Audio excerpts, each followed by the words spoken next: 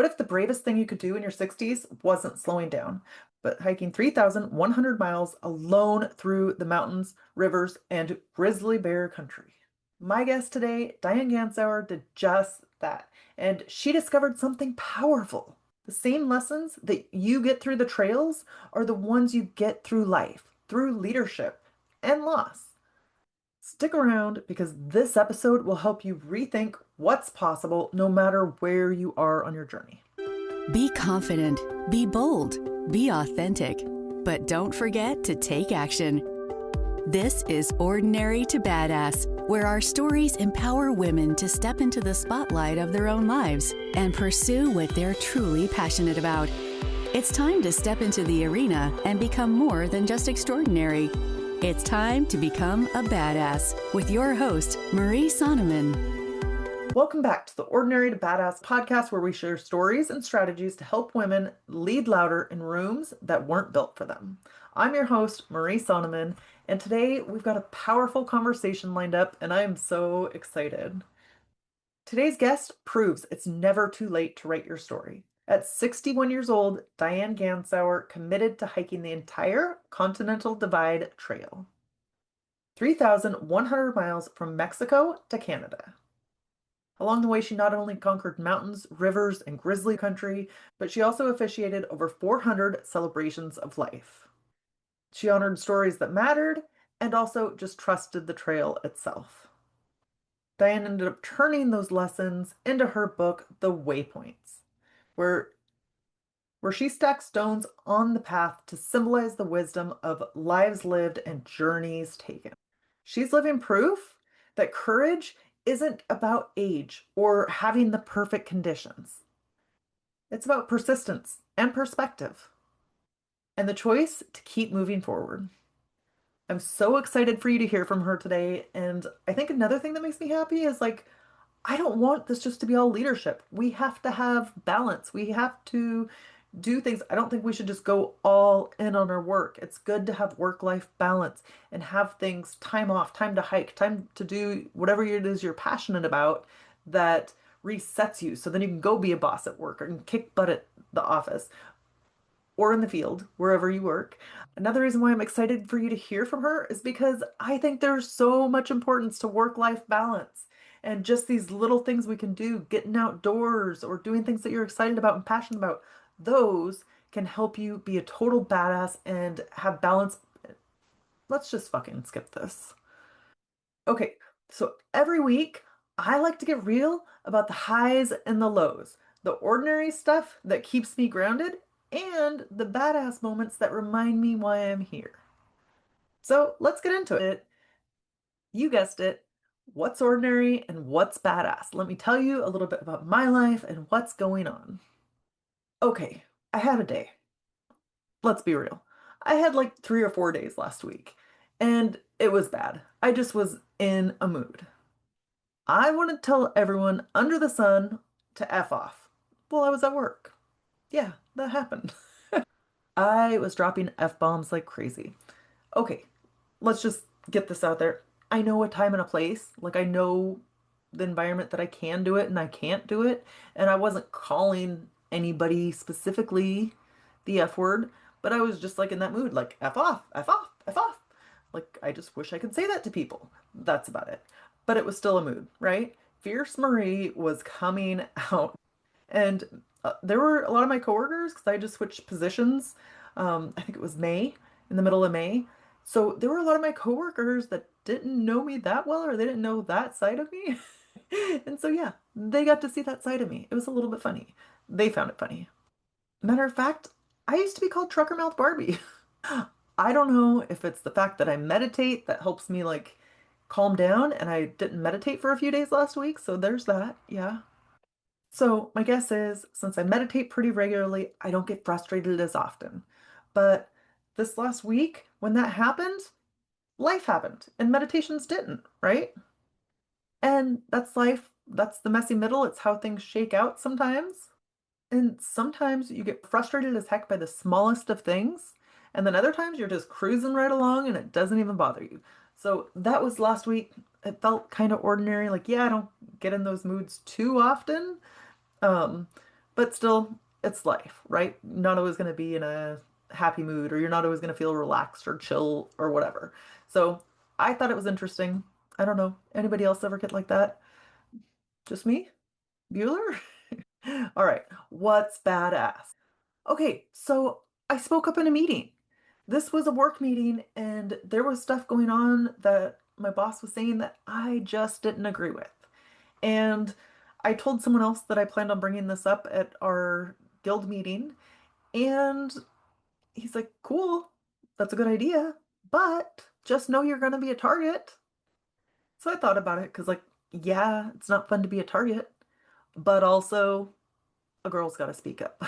It's like if something is going against my values or the core values of our agency, then I feel like I need to speak up. And I just felt so strongly about it. And I had other people tell me, like, oh, maybe you should just let the people affected speak up about it. Not how I roll. So I did speak up in the meeting several times, actually.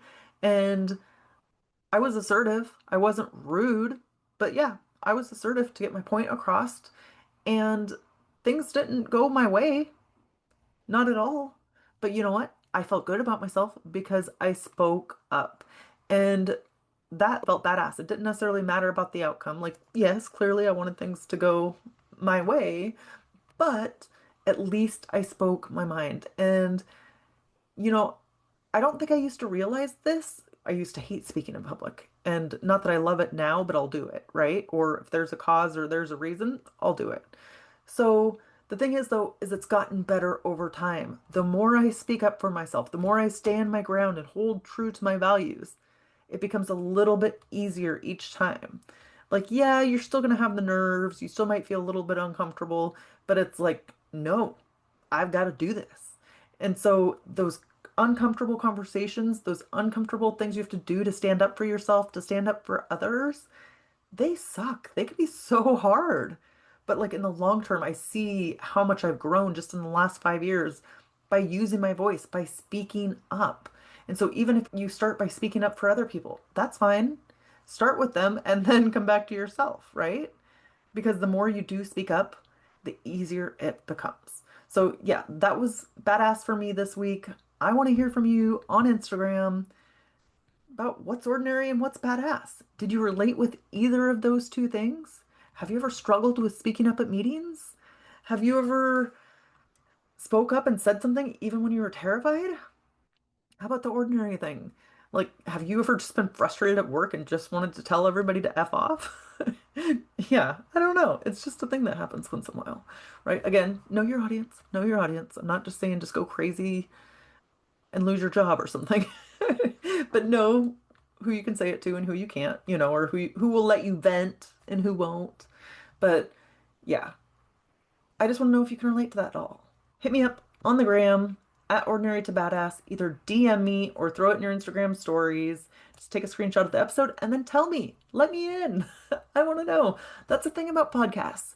I don't always get to hear your feedback. Like it can be lonely on this side of the mic. And so I definitely want to know what you're thinking. I want to know if any of this resonates with you because that gives me fire. That gives me like the juice to keep going. I'm super passionate about this and I want to know that it helps. But for that to happen, I need to hear from you. So yeah, hit me up on Instagram at ordinary to badass. Welcome to Ordinary to Badass. Whether you're ordinary or badass, I'm so glad you're here. Today's guest is Diane Gansauer. Diane, thank you so much for being here. Excited to have you on the show. Thank you. I'm glad to be here. So before we go any further, I've got to ask you, do you consider yourself ordinary or badass? I would say badass, previously ordinary. So what led you to feeling like a badass? Was it like one specific instance that made you feel badass, or was it like a series of events over time? Growing confidence in being badass over time. I feel like there were some things I overcame, either from outside or inside myself. And we can discuss those if you wish. But yes, I think that's a growing confidence for me. Can you share like an example of one or two things that gave you confidence? Yes. Okay. So I am, for the most part, retired, though, like a lot of retirees, I am still a very busy person, but now doing more of what I want on my own time. But it's work. I'm not traveling for leisure and pleasure, for example. But previous to this, I did have executive experience. I was also, in the previous 10 years, I was hiking. And roughly 7 years of that, I was involved in long distance hiking, as in at least 100 miles each time I went out. And over the course of 7 years, I hiked from the US border with Mexico to the US border with Canada along the Continental Divide, which is 3,100 miles. You don't do that without becoming a badass, quite frankly. And I don't mean like an athlete. I mean, I started that commitment when I was 61, but that is a very mental and even spiritual process. You're going deep within yourself to discover what you're capable of. And one incident of that, on that, I would say, well, two especially, on the trail, built my confidence when I was hiking long distances in somewhat dangerous terrain by myself. And the first one, someone who I had hiked with before, far more experienced, even a backcountry EMT. I mean, she had everything, teacher, instructor in backcountry and navigation. She had everything going for her. I turned her down. It was not a compatible relationship on the trail. And that turning her down and doing it myself and realizing that I could was a turning point for me. The second turning point on the trail is when, after I had planned very carefully to hike through more than 100 miles in grizzly bear range with someone, he decided for personal reasons at home, he had to leave. And I found myself alone in that hike from the beginning, or virtually a couple miles in. And I hiked through grizzly bear range for 100 miles by myself. That was also a turning point, as I could find within me the confidence to do that well, to do it smart, not dumb. And it wasn't something I had planned. The smartest thing would have been to go through with a partner, but I didn't have that choice. So those were turning points. And as you and I briefly discussed, Marie, we're not so compartmentalized that what we learn in one part of our life isn't transferable to somewhere else. And I was glad to take that confidence into the rest of my world. Yes. So good. I can't wait to dig in and hear more. But first, will you tell us a little bit about yourself? Well, my background, like many Americans, I'm told, I had 3 careers over the course of my work life. So that's a bit of a background. There's an exploration journey involved in that. I started out in the arts, in performing arts first, with a performing background myself, and in dance especially, and then managing productions. I moved from that career in the nonprofit world. With an MBA, I moved into gradually executive level within government agencies, specifically for land and wildlife conservation. It was a great career, and by my standards, I was making good money. It was certainly the highest salary of my life. I grew dissatisfied with it because there was a lot of money involved, and when you have a lot of money involved, it becomes very political. I mean, with a small p, not party politics, but political. I don't know many people who've risen to executive level who don't know what I mean by that. I did not enjoy that, or the increasingly technical aspects of my work, and jumped ship on that with support of family, because I knew I was going to take an income cut, at least for a while, into a very, very different career. I had on the side been trained by then as a celebrant, which is a ceremony and storytelling professional. And I was asked to initiate a celebrant program for a group of funeral homes in the Metro Denver area. So I found myself, that program still exists to this day. I did it the smart way. I hired people who could take over for me when I wanted to retire. And that's a very heartfelt line of work, as anyone can imagine. So I shifted out of the political and very financial grant making organization into accompanying people in grief. And my relief from that intense work became the hiking, longer and longer distances as I neared and then went into retirement.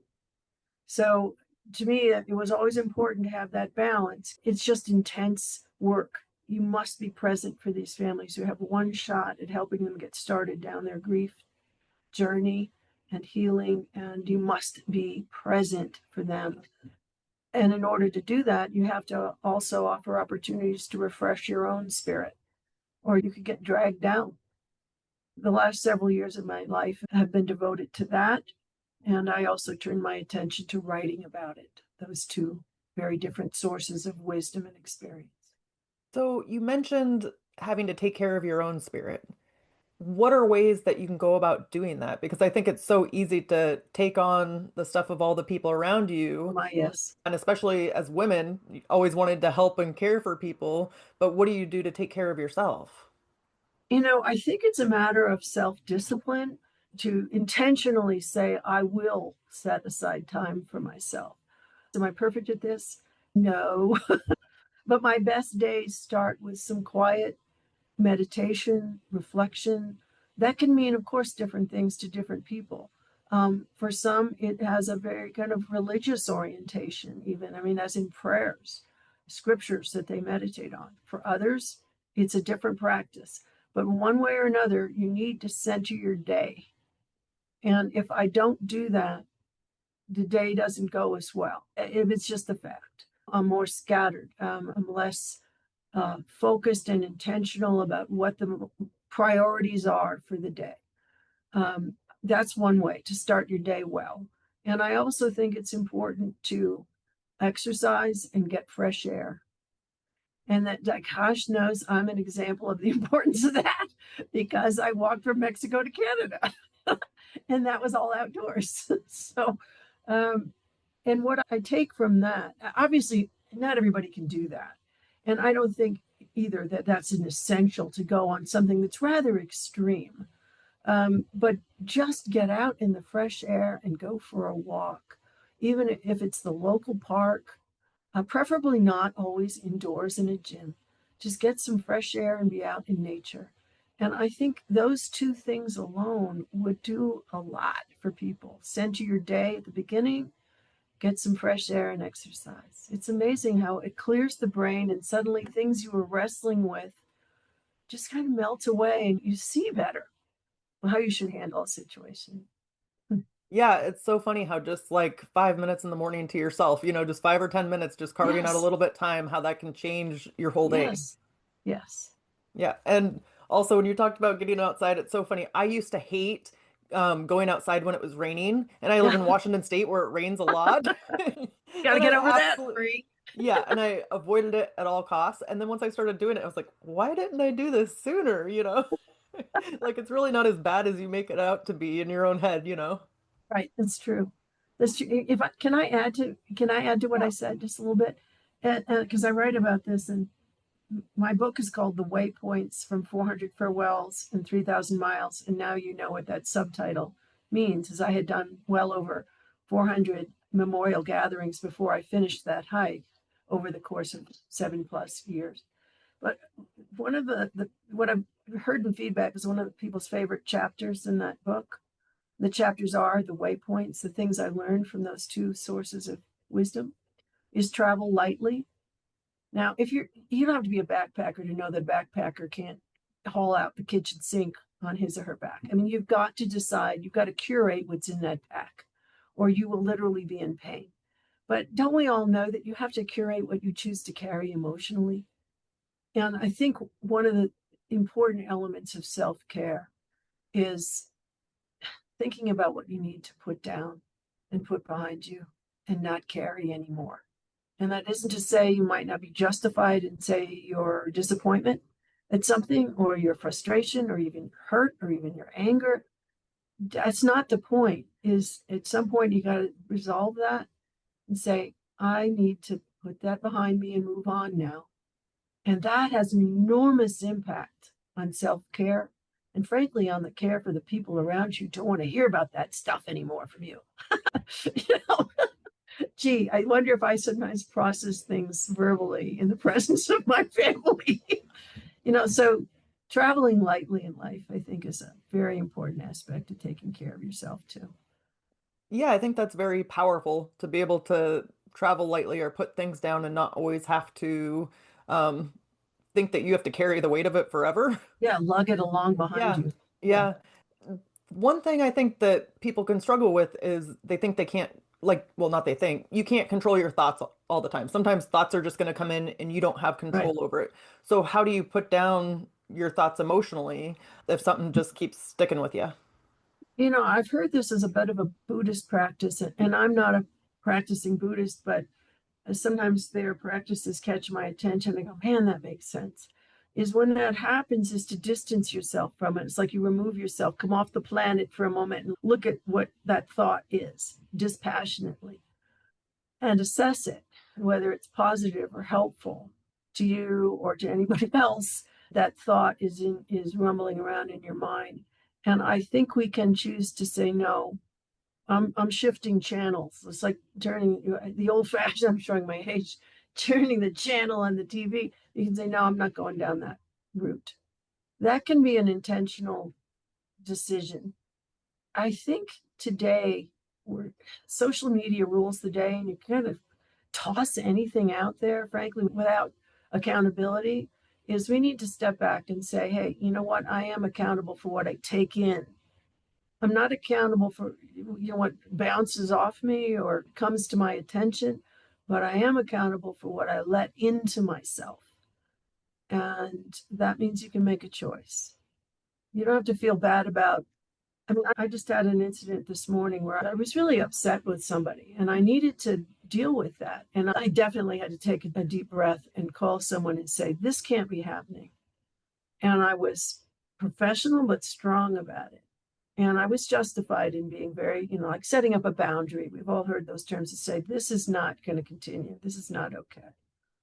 And instead of letting it settle into me and ruin the rest of the day because I was mad and I had a right to be mad. And so therefore, I mean, I've seen people ruin decades of their life by holding on to something that they were angry about, that they were justified for being angry about, but they never moved on from it. So we have some control about what we take in and let settle into us. We really do. Yeah, yeah. And it's like we might not have control of the first thought, but we have control of what we do after that. What we do with it. Yes, Yes. true. So let's go back, rewind a little bit to your Yeah. career as an executive. And how did your moving out of that position come about? And was that hard for you since it was a position where you felt like you were making good money? Oh my Walk gosh, us through that. it was very hard. Um, it was not just out of a job; it was out of a career field. Then I said I was in nonprofit management, land and wildlife conservation for more than 20 years. Mm, To put that down, I'm going to be really personal here for a minute. And I realize that people have different perspectives on this, but I said a little prayer. And I said, this is so painful for me to put it down and walk away that I need the support of my husband because there was going to be a financial hit, at least at first. And I had his support. He said, when was the last time you were happy in your job? And that's all I needed to hear is my unhappiness he was aware of and was probably affecting him. So I needed the support. It was still painful for me to turn, not so much for the money, but for me, oh my gosh, it was 20 years invested in this. And I said, okay, God, you better make this obvious. Well, be careful what you ask for. It became obvious to me in this way. I did not feel valued where I was. There was a reorganization going on, in this case, a state agency, but this is going on all over corporate America too, where things are reorganizing and you might get lost in the shuffle. And I felt like I was being lost in the shuffle and that my contribution, of which I was convinced was valuable, was not being valued. And I said, you know what? Life's too short. I'm out of here. And that was that. And I never looked back. And it was one of the most difficult but best decisions of my life. And it really had to do with, do I feel like I'm being valued here? Don't stay where you're not valued. That's my 2 cents. So, what would you say to the woman that's in a position right now and either she doesn't feel like she's being valued or she feels like, hey, this is a good income. How do I leave this? How do I leave this? Yes. Well, I'll be honest, if I was, let's say, if I had been a few decades younger and we still had a child at home and I was party to contributing to the financial support of the household in that way, it's more expensive when you have a kid around. I'm not sure what I would have done, but I think it would have been the same. I think in that I we were structured. I mean, it could be one, it could be two people participating in the income of the household, but either way, you have a partner or you're on your own, you might have to restructure how you're living. And when you stare that in the face and you say, is this worth it to me? Only the individual can answer that. I mean, I'm not naive to finances being part of what we have to assess in our life, but certainly what I went through taught me, um, and it was an esteemed position. I mean, I was well known. You are well known if people are coming to you for money. I was overseeing grant programs. I was definitely well known. Was there an ego element to this? You got to really do some gut level reflection and say, what's involved in this? And what am I willing to give up? Is the chance at being more, it's not, happiness sounds like a pretty superficial word. I mean, really satisfied with your life when you wake up in the morning. Do I have a better shot at that? And one thing I certainly learned, as you know, I think in terms of metaphors, you learn backpacking that you can survive on a lot less than you might think. And I'm not suggesting that people pare it so far down that they're in survival mode, but when you are walking along with what you absolutely regard as essential for the next couple of weeks or month or 2 months of your life, you begin to learn how much you can pare down. And one has to wonder in this world, if we've been working at the executive level and being paid pretty well, if not very well, for several years, how much do you really need? Really, in it, are you willing to sacrifice some of that in order to have a more fulfilling professional life? I am by no means the only person who has reassessed that. It's not uncommon. What did you realize, like in hindsight, like looking back at it? What did I realize from making that choice? Hmm. Really, really happy I had the courage to do it. Yeah. I mean, it showed me something about myself. And I also, I mean, I didn't jump out into space. It's, the old wisdom, which I think still applies, is try not to quit without something else to go to. Yeah. I was in my 50s, and a woman. And I think we live in an ageist world. You can age out for some careers. So I did have to take a bit of a leap of faith there, but I had another good opportunity to go to that I was excited about. Well, that's the ideal, is if you're not feeling valued where you are, to reflect, reconsider where you might be of value. It could be using the same skills, but a different field, perhaps, than you've been in. There could be something out there for you that it just makes you feel like you're flourishing. And that's what happened to me. I felt not only valued, but on a deeply personal level. I was helping people. And I think in helping people, being of service, there are infinite ways in which we can be of service beyond what I would even conceive of. So I think that's where you're happiest. I think that's where people are most fulfilled. Was I of service today? Did I make the world around me a little better place today? However you define the world around you. It could be within 3 city blocks, or it could be all of North America or the world. But by my definition, for me, I was in a position to make my world a better place. And boy, is that satisfying feeling at the end of the day. So you mentioned that how the world can be sexist and you're in an executive position. Did you ever have to deal with that and kind of how did you navigate that throughout your career? Um, yes, I felt that in graduate school when there were only a hand, I'm almost 70 years old. Okay. So when I was getting an MBA, we and the other women in my class were right on the cutting edge of women getting MBAs at all. We definitely went through some bullying from the men in the graduate program. That was in the early 1980s. Fast forward, when did I next feel that? It's come up a number of times in my career where I felt like I was in quote, a man's world, where the vast number of people in managerial or executive positions were men.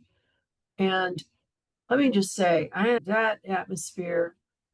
Say what about the Me Too movement or however everyone feels about that. It kind of took the lid off that topic and showed how many women had gone through various versions of sexist treatment to the point of harassment, or maybe something more subtle than that. It's as in you could just sense you weren't allowed in the boardroom, so to speak. Boardroom in quotes, in the leadership level. It was definitely there. How did I navigate that? Sometimes it was rare for me, but sometimes I just called it out directly, like, you've got a heck of a nerve.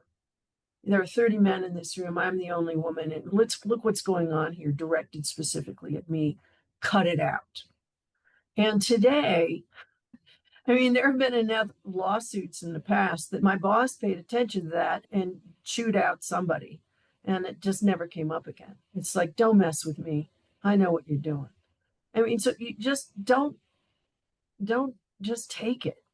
Don't just take it. Earlier in my career, in my life, I either ignored it or I was sort of like, woe is me, and left and crawled away. I'm not kidding. But later on, I was like, cut it out. Just stop. I didn't want to do that a lot. I wanted to just call it naive or call it, hey, the way it should be done is just do a really good job. So you're above question. And then if you do say to somebody, you just need to cut that out, you will be better listened to because they know you are, you're good stuff. They don't want to lose you. Yeah. And I found through my career, because I work in law enforcement, and so with a lot of men, but I found that the more that I do speak up for myself, the easier it is. Has that been true for you? I would say that is, Marie. And so I'm glad to know that you have that background, because I worked for a state wildlife management agency for part of it. And the culture of that, the history of the leadership of that effort to manage wildlife is law enforcement. Those wildlife managers are law enforcement officers in a very specific niche, but they are. It was a very male dominated world. I worked to get their respect, even, and never pretended to be knowledgeable of their line of work, because my role was different. I was not a law enforcement officer. I was working with them. For what I did, I was deferential to them in their area of expertise, and I expected respect for what I brought to the table. Sometimes I literally had a mantra. The funeral world is also historically, by the way, very male dominated. It's not like that anymore, but historically it was. I had to tell myself when I got up in the morning and was brushing my hair, it's like, I bring value to this table.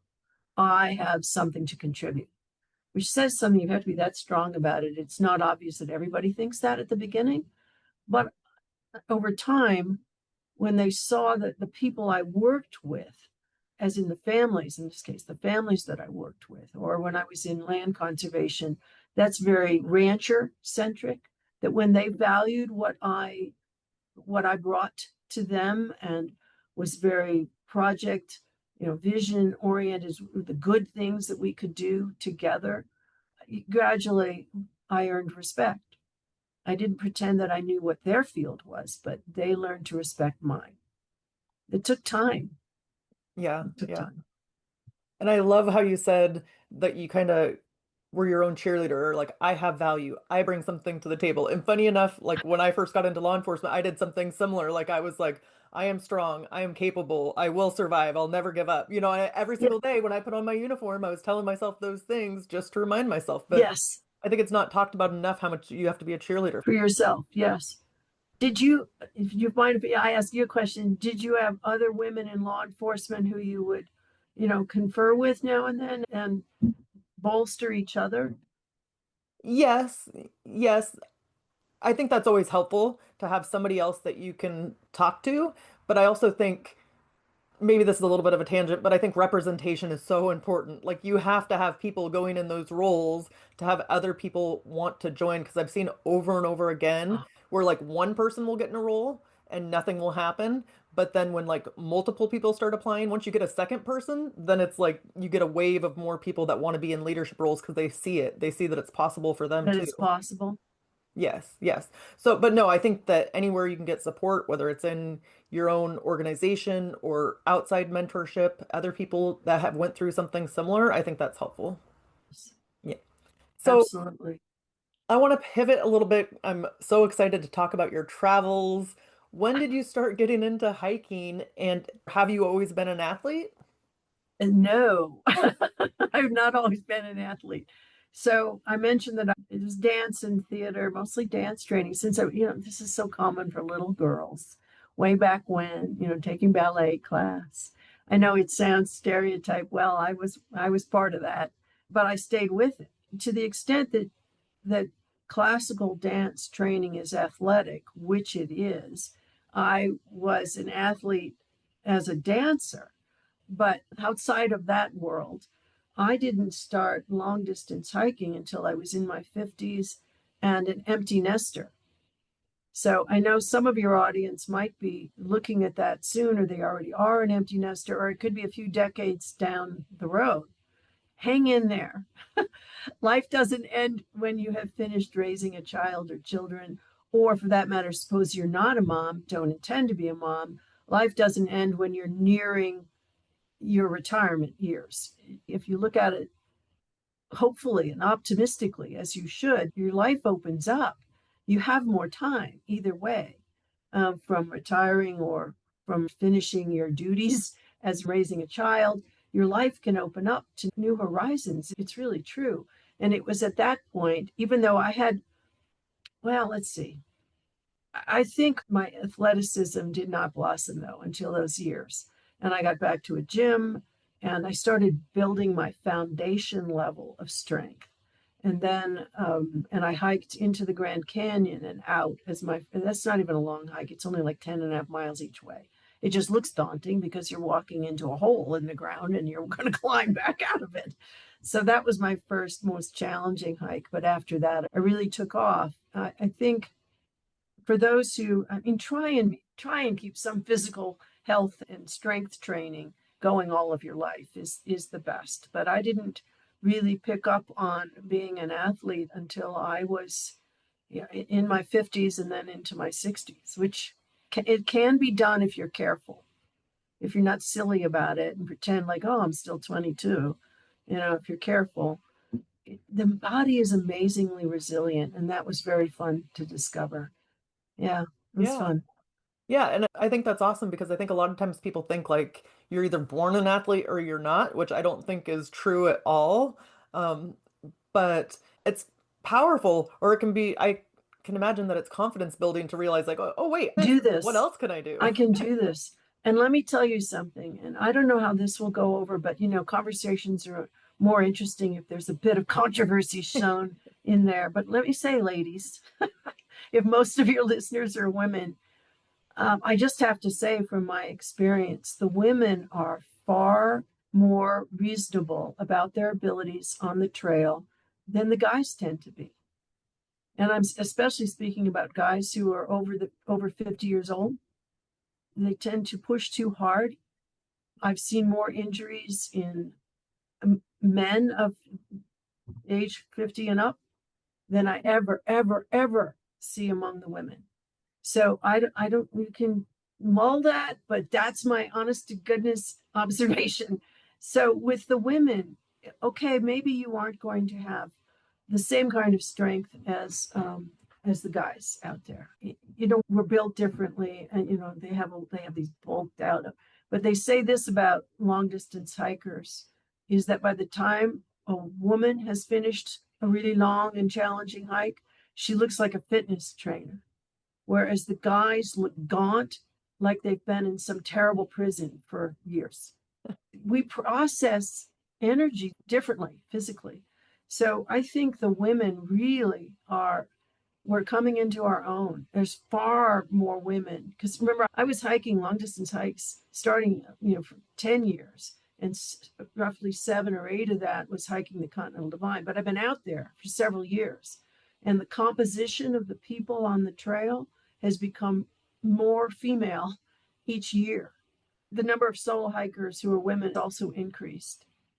This is one form of athleticism. I mean, it's a sport. This kind of hiking is a sport. And to see it change, to have more women involved over the years has been really, really cool, really exciting. And then just tells me the opportunities are there, if that's not your sport, for other athletic activity for women as they age to still be very active. You might have to be a little more careful, listen to your body, as they say, because if you injure yourself, recovery will take longer. So be reasonable. But if you build gradually over time, it's truly incredible what we can still do as we age. Yeah. So, can you talk to us about the Continental Divide? Right. What is it? What did you learn from it? Just tell us about your journey with that. Okay. So if people are aware of any long distance trails in the country, they're usually aware of the other two. The big three are the Continental Divide Trail, and the other two are the Appalachian Trail and the Pacific Crest Trail. And the Pacific Crest Trail was made famous by the book and the movie Wild. But it's funny how people sometimes think, oh, you hiked the Pacific Crest. And I said, I hiked through Colorado. What part of geography don't you understand? That's not the Pacific. So the part that the Continental Divide Trail, most hike it northbound, and you start at the bottom of New Mexico, the New Mexico border. And then you go north to Colorado, then into Wyoming, then to part of the Idaho-Montana border, then into Montana, and you come out at Glacier National Park, which on the Canadian side is Waterton. So that's the trek. It's through, much of that is the Rocky Mountains, but the Rocky Mountains don't really exist in New Mexico. So that's more primarily desert hiking, and then the ascent to the Rocky Mountains and on from there. That's the route. And what you're asking, like what I learned from that? Yeah. Or persistence. I mean, one of the things I learned, and this is again applicable to the rest of life, is it's more important to persist in your vision than it is to race through it. A lot of people on the trail think in terms of pace.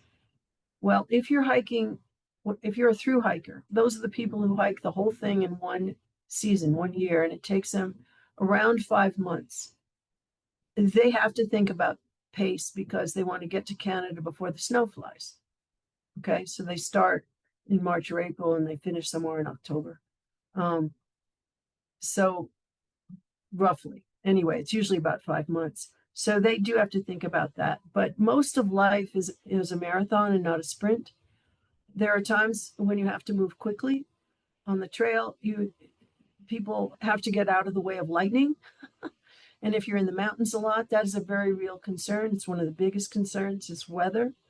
So you have to be able to move quickly when called upon in order to save your life, to get out of the way of a lightning storm coming in and you're on a mountain pass.